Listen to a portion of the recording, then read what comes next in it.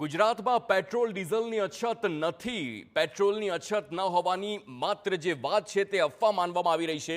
પેટ્રોલની કોઈ અછત નથી અને વાત માત્ર અફવા છે. કેટલાક પેટ્રોલ પંપ પર જથ્થો ન હોવાનું મહત્વનું કારણ સામે આવી રહ્યું છે.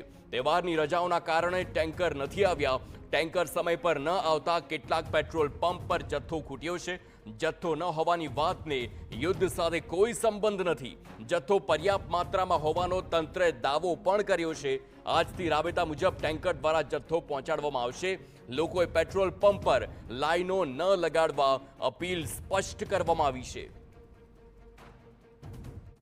અમદાવાદમાં કેટલાક પેટ્રોલ પંપ બંધ હોવાના કારણે લોકોમાં પેટ્રોલ ડીઝલની અછત હોવાની અફવાએ વેગ પકડ્યો અને પેટ્રોલ પંપ પર લાંબી કતારો ટુ વ્હીલર અને ફોર વ્હીલરની જોવા મળી રહી છે.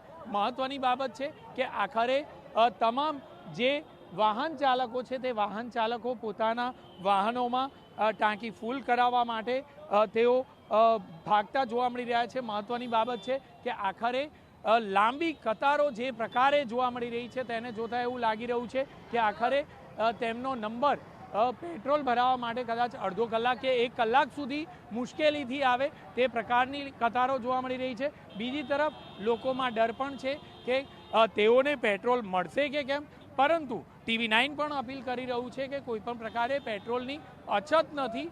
લોકોએ સંયમ રાખવાની જરૂરિયાત છે. તહેવારોનો માહોલ હોવાના કારણે કેટલીક જગ્યાઓ પર ટેન્કરોના કારણે ટેન્કરો સમય પર ન પહોંચવાના કારણે પેટ્રોલ પંપ પર પેટ્રોલ ડીઝલનો જથ્થો પહોંચ્યો ન હતો અને જેના કારણે પેટ્રોલ પંપ બંધ કરવાની ફરજ પડી હતી. જે બાબતને લોકોએ ઈરાન, અમેરિકા, ઇઝરાયલના યુદ્ધ સાથે સાંકળી અને પેટ્રોલની જાણે કે અછત સર્જાઈ છે તે પ્રકારની વાતો વાયુ વેગે પ્રસરી અને લોકો જે પણ જગ્યા પર જે પેટ્રોલ પંપ પર પેટ્રોલ હયાત છે તે જગ્યા પર પેટ્રોલ ભરાવવા માટે લાંબી કતારોનો સામનો કરી રહ્યા છે. કેમેરામેન દીપક સેન સાથે જિગ્નેશ પટેલ, TV9 અમદાવાદ.